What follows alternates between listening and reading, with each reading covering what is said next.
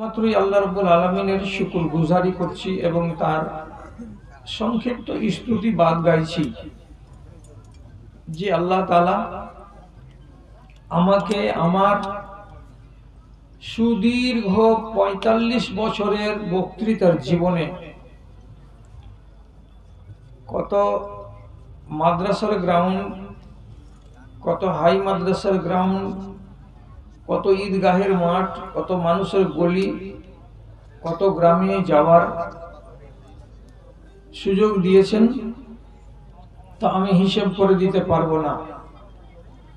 কিন্তু যেটা আজকে আমার কাছে আনন্দের বিষয় তা হলো যে জীবনের শেষ বেলায় আপনাদের এই গ্রামটা ইতিপূর্বে আসেনি, এবার মরবার কালে এখানে আপনাদের মুখোমুখি হওয়ার আল্লাহ তাআলা আমাকে সুযোগ করে দিয়েছেন। সেটা আমার জালসার তালিকায় সংযোজিত হলো, নামটাকে লিপিবদ্ধ করে নেওয়া হবে। এটা আমার কাছে আনন্দের বিষয়। তাই আল্লাহ রাব্বুল আলামিনের আমি অন্তরের অন্তরস্থল থেকে শুকর গুজারি করছি, তার হামদ সানা গাইছি। আপনি এখানে নবগঠিত একটা পাওয়ার হাউস, যেই পাওয়ার হাউস থেকে আমাদের ঈমানে শক্তি পৌঁছাবে, আমাদের মগজে আলো প্রবেশ করবে, এই ইসলামী পাওয়ার হাউসকে নাগালে পেয়েছি এবং আমরা রক্ত দিয়ে, অর্থ দিয়ে, মেহনত দিয়ে যাকে গড়ে এত সংক্ষিপ্ত সময়ের ভেতরে মানুষের সামনে পেশ করার যোগ্য বানিয়ে তুলতে পেরেছি। এজন্য আপনারাও আল্লাহ রাব্বুল আলামিনের কাছে নামাক হালালি করুন, শুকর গুজারি করুন। আমরা সবাই মিলে এক বাক্যে আল্লাহ তাআলার নামাক হালালি করি।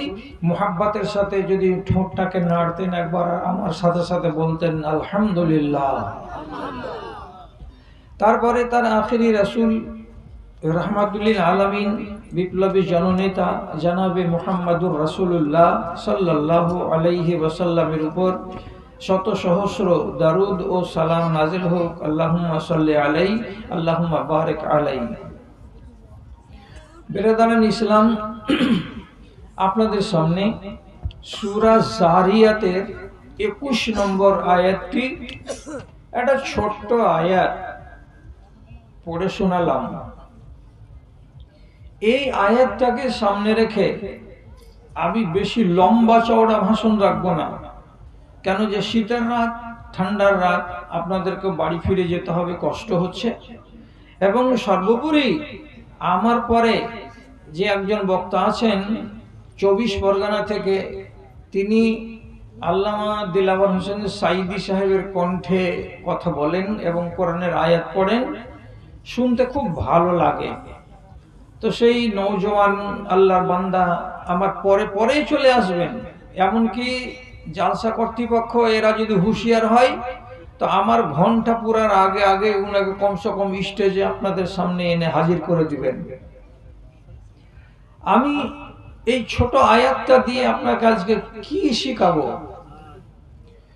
শিখাবো বলতে, তাহলে তরজমাটা কোরআন মাজিদের আয়াতের আগে জেনে নিই, তাহলে আমাদের কথাগুলো বুঝতে সুবিধা হবে। আল্লাহ তাআলা বলছেন ওয়াফি আনফুসিকুম আফালা তুবসিরুন, তোমরা কি তোমাদের নিজেদের এই নফসটাকে, এই দেহটাকে দেখো না? আমরা আমাদের নিজের দেহকে তো দিনে রাতে ২৪ বার করে দেখছি, হাত দেখছি, পা দেখছি, এখান সেখানে সব জায়গাকে নাড়ছি, ছুঁয়ে ছুঁয়ে দেখছি। তো আল্লাহ তাআলা আমাদেরকে আবার বলছেন ওয়াফি আনফুসিকুম আফালা তুবসিরুন, তোমরা তোমাদের এই দেহটাকে কি দেখতে পাচ্ছ না? তো দেহ দেখতে পাচ্ছি না, এই জিজ্ঞাসা করছেন আল্লাহ কেন?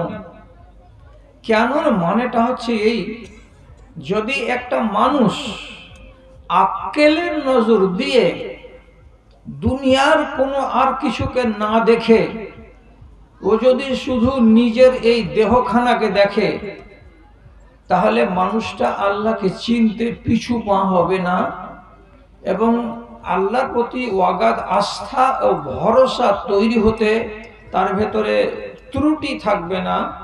মানুষটা যে একজন খাঁটি ইমানদার হয়ে দুনিয়াতে বাঁচবে ঈমান নিয়ে বুকে, তাতে কোনো সন্দেহ থাকবে না।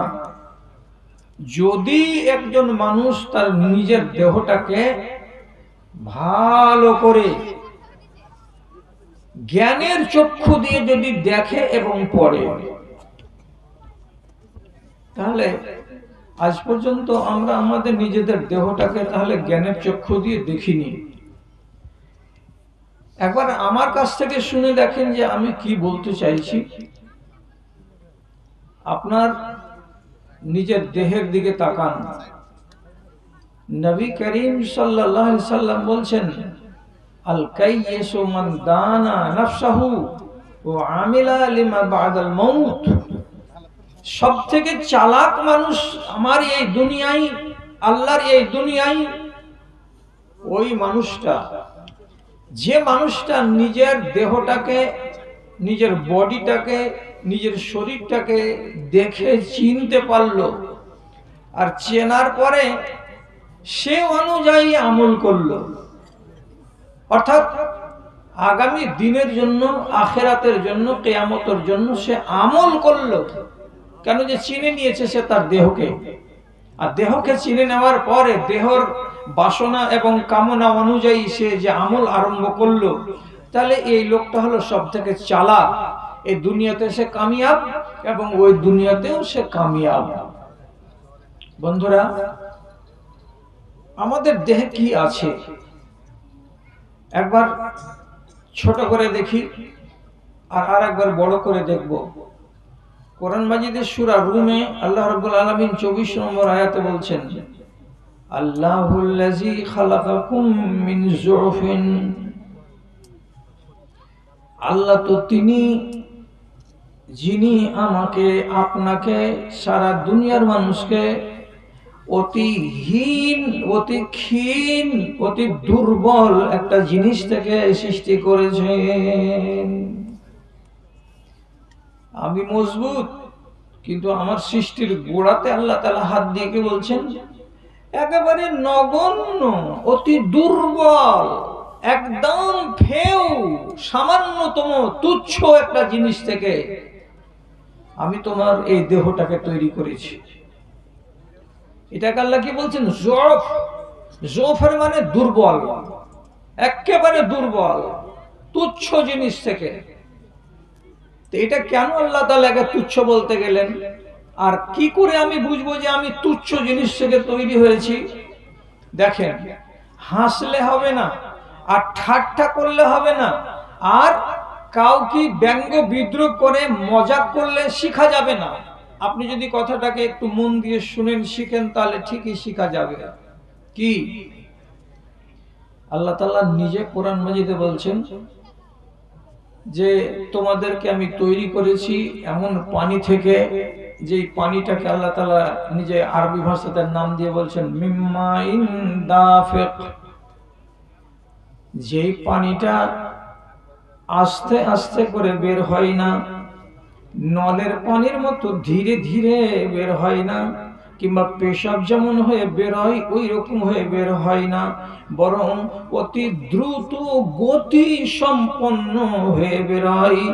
যেমন কি আমাদের চোখের সামনে মেশিনারি পার্টসকে আমরা দেখি, তো মেশিনারি পার্টসের নোজেলকে যারা চেনে এবং এলিমেন্টকে যারা চিনে, তো নোজেলে যেমন করে জোর দিয়ে ধাক্কা দিয়ে তেলকে চালাই এদিক থেকে সেই দিকে, ওই রকম করে একজন পুরুষের পৃষ্ঠ দেশ থেকে রব্বুল আলামিন এক জাতীয় পানিকে বের করেন, তার নাম হলো বীর্য, এবং সেটাকে আল্লাহ তাআলা পৌঁছে দেন কোথায়? তো একটা নারীর জরায়ুতে। আর ওই এক বিন্দু বীর্য থেকেই আল্লাহ তাআলা বলছেন আমি তোমাকে তৈরি করলাম। এটা কত দুর্বল, দুর্বল কত! তো গোড়াতে বলেছি যে হাসতে হবে না। এটা যদি উচিত জায়গাতে পড়ে তাহলে একটা মানুষ পয়দা হবে, আর যদি উচিত জায়গাতে না পড়ে এ তো বরবাদ হয়ে যাবে, কোনো কাজে আসবে না।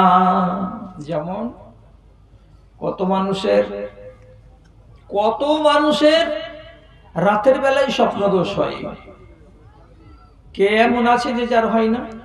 সবারই হয়। সহিহ হাদিসে লেখা আছে পরিষ্কার, একটা নারীরও স্বপ্নদোষ হয় এবং একটা নরেরও স্বপ্নদোষ হয়। স্বামী স্ত্রী যদি মিলিত হয় তো তাহলে যেমন তাদের উপরে গোসল ফরজ হয়ে যায়, তেমনি স্বপ্নে দেখার পরে যদি তার শরীর থেকে পানি নির্গত হয় তাহলে আপনার এবং আমার সবার উপরে গোসল ফরজ হয়ে যায়।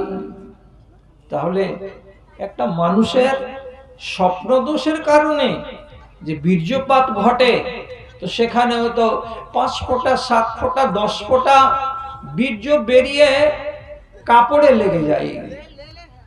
তাহলে আপনি বলুন, এই বীর্যের বিন্দুটা যদি ঠিক জায়গাতে যেত তাহলে সেখান থেকে একটা মানুষ আসতো, আর ওয়া জায়গাতে গিয়ে পড়ে গেল তো তার দ্বারাই কোনোই কাজ হলো না, বরং জামা কাপড়ের ক্ষয়ক্ষতি হলো এবং আপনাকে সেটাকে পরিষ্কার করতে হলো, এর কোনো মূল্য নেই। তাহলে এই জিনিসটা কত দুর্বল।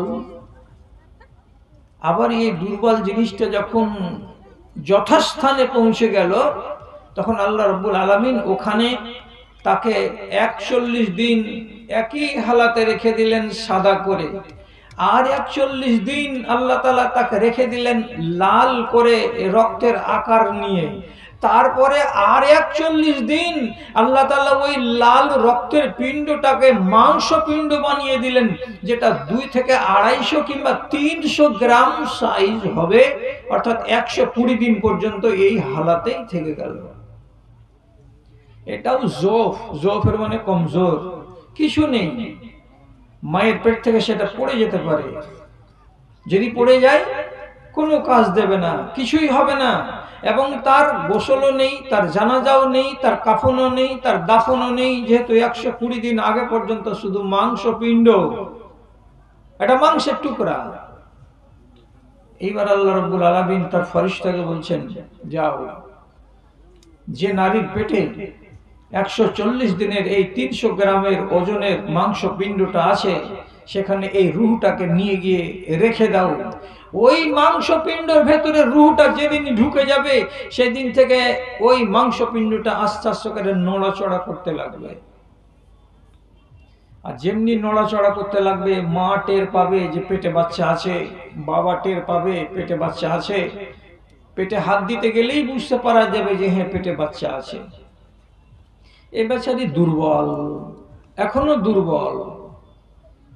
এই জন্য রব্বুল আলামিন আবার বলছেন যে ও পেটের মেহমান, 10 মাস তোমাকে তোমার মায়ের পেটে রাখার পরে তোমার হাত পাকে নেড়ে ছেড়ে তুমি যে দুনিয়াতে আসতে পারবে তো সেই ক্ষমতা তোমার নাই, তুমি এত কমজোর। তখন আমি কি করলাম? আল্লাহ তাআলা কোরআন মাজিদের ভেতরে বলছেন, সুম্মা সাবিলা ইয়াসরা, আমি তোমার মায়ের পেট থেকে আরামে কেমন করে দুনিয়াতে আসবে সেই পথটাকে সুগম করে দিলাম, আমি সহজ করে দিলাম, আমি আসান করে দিলাম। তো মায়ের পেট থেকে তুমি দুনিয়াতে আসবে তার জন্য সেই পথকে আবার নরম করলাম, আসান করলাম, মুলায়ম করলাম, মসৃণ করলাম। কে বলছেন? আল্লাহ নিজে বলছেন। তাহলে আল্লাহর তদবির চলছে আপনার পিছনে। আমি কমজোর, কি করে আল্লাহ তাআলা মসৃণ করে দিলেন, আসান করে দিলেন রাস্তাটাকে? মাকে নিয়ে ভাবেন, যদি বিবিকে নিয়ে ভাবেন তো ঠোঁটের কোণাতে মুচকি মুচকি হাসি আসবে, আর এটা আপনি খেয়ানত করবেন। নিজের মাকে বলে ভাবেন, আমি আমার মাকে বলে ভাবছি, আপনি আপনার মাকে বলে ভাবেন, তাহলে আর আপনাকে হাসি লাগবে না। আল্লাহ তাআলা জন্মের 20 মিনিট আগে, 25 মিনিট আগে, 30 মিনিট আগে, আধা ঘন্টা আগে আপনি বাপ হয়ে যদি লেলা খেপা না হন তাহলে নিশ্চয়ই জানেন। আর আজ পর্যন্ত যদি জানা না থাকে তো আগামী কালকে নিজের আহলিয়াকে, নিজের স্ত্রীকে জিজ্ঞেস করবেন, হারে মাওলানা যে কথাটা বলছিল এটা কথা কি ঠিক? কি যেই ব্লাডারের ভেতরে আপনি ছিলেন এটা তো একটা বেলুন, আর ওর ভেতরে আল্লাহ রাব্বুল আলামিন এমন পানি রেখেছেন, আঠা আঠা পানি, সেই পানিগুলোতে আমি ঘোরাফেরা করছিলাম, আল্লাহর কুদরত। আমি যখন দুনিয়াতে আসব তার আধা ঘন্টা 20 মিনিট 15 মিনিট আগে সে বেলুন ফেটে যাবে। আর যদি বেলুন ফেটে যায়, সাথে সাথে আল্লাহ তাআলা যে কোনো দুনিয়ার নারীর যোনি দ্বার দিয়ে আধ লিটার, 300 মিলিগ্রাম, 400 মিলিগ্রাম, 1 গ্লাস থেকে 1.5 গ্লাস সেই রসালো আঠা আঠা পানিগুলো, ক্যালসিয়াম যুক্ত পানি তার যোনি দ্বার দিয়ে বাইরে চলে আসবে। আর যেমনি এটা দিয়ে বেরিয়ে আসবে বাইরে, আল্লাহর কুদরত, রাস্তাটা মসৃণ হয়ে যাবে, মুলায়ম হয়ে যাবে, নরম হয়ে যাবে। আর তারপরে পরেই দুনিয়াতে যে কোনো বাচ্চা আস্তে আস্তে ধীরে ধীরে সেই নরম রাস্তা দিয়ে দুনিয়াতে চলে আসবে। মায়ের পেট থেকে নানির কোলে চলে আসবে, খালার কোলে চলে আসবে। আল্লাহ তাআলা কোরআনে বলছেন, তুমি কমজোর ছিলে বলেই আমি এটা করেছিলাম। কি করেছিলে আল্লাহ? সুম্মা সাবিলা ইয়াসসারা।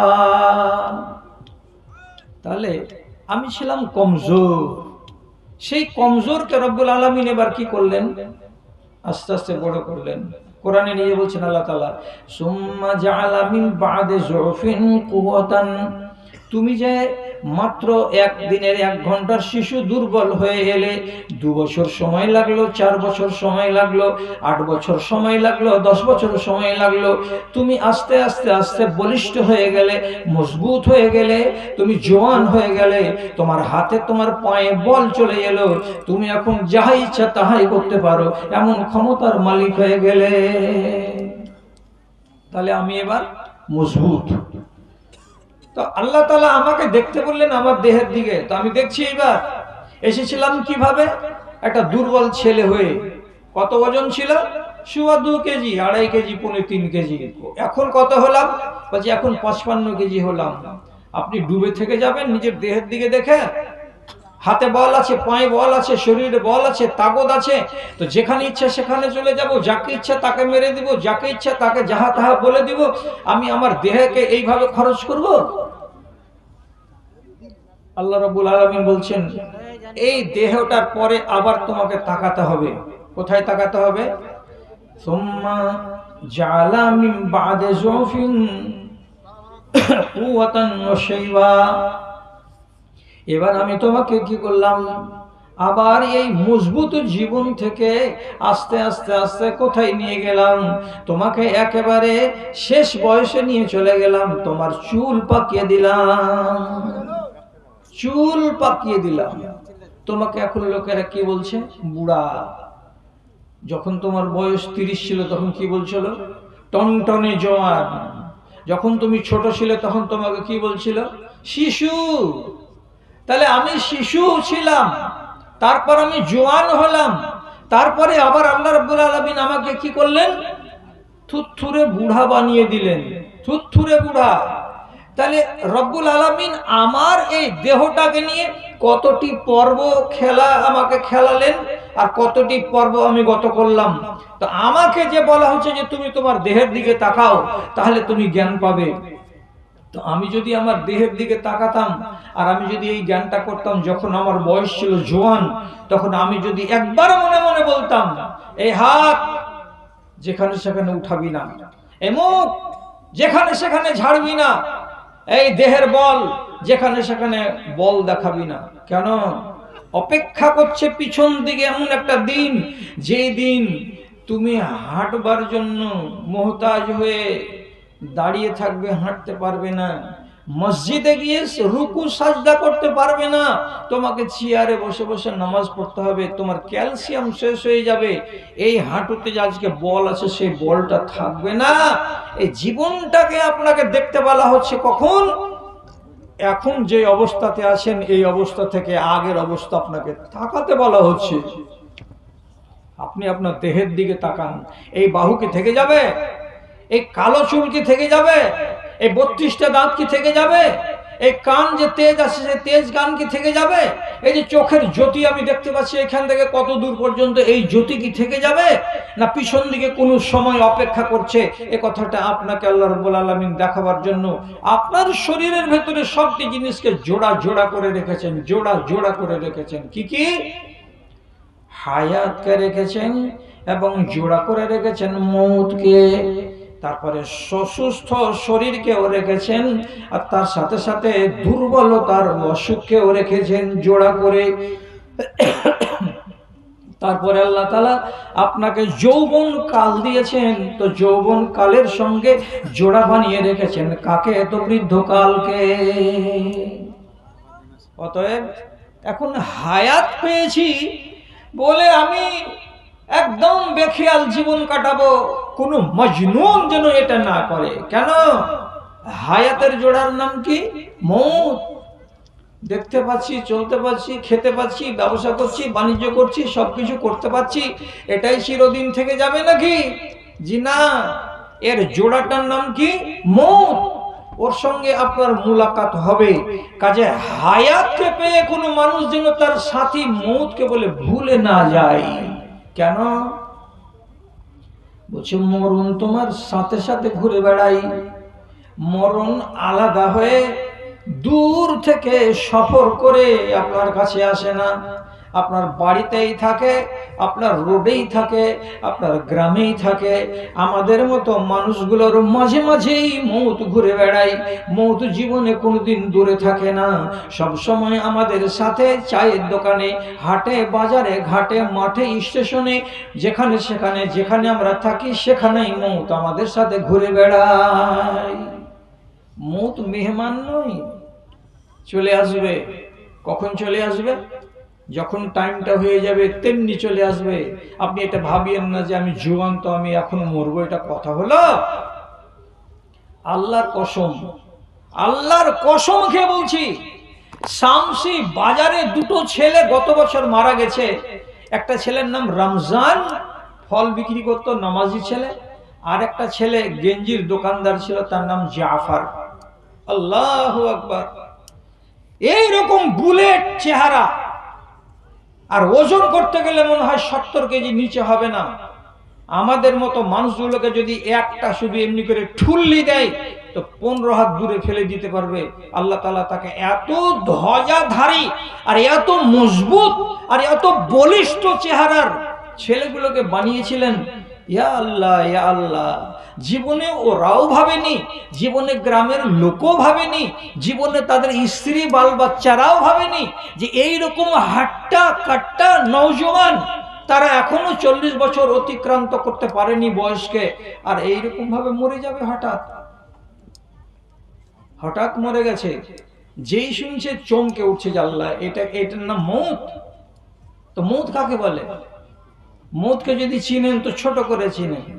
एक ये जहां एक वो जहां, एक ये जहां एक वो जहां, इन दो जहां के दरमियां फासला एक सांस का, फासला एक सांस का। जो चल रही है तो ये जहां, जो रुक गई तो वो जहां। আল্লাহ তাআলা বলছেন দুটা জাহান বানিয়েছি, একটা জাহানে তুমি চলে ফিরে বেড়াচ্ছ মানে দুনিয়া, একটা দুনিয়া, আর একটা দুনিয়া মানে কি? ওই দুনিয়া, আখিরাতের দুনিয়া। তাহলে ওই দুনিয়া আর এই দুনিয়া এর মাঝখানে কতটা দূরত্ব আছে, কতখানি দূর রাস্তা আমাকে হাঁটতে হবে। কবি বলছেন বেশি দূরে নয়, বেশি দূরে নয়। এবং আল্লাহর কোরআন বলছে এটাই কথা। তুমি যদি ঘুমিয়ে যাও তো তোমার চোখটা বন্ধ হয়ে যায় আর নিঃশ্বাসটা চলতে থাকে। যদি নিঃশ্বাসটা চলে তো তোমার এই দুনিয়াতে আছো, আর নিঃশ্বাসটা যদি বন্ধ হয়ে যায় তো তুমি ওই দুনিয়ায় চলে গেছো।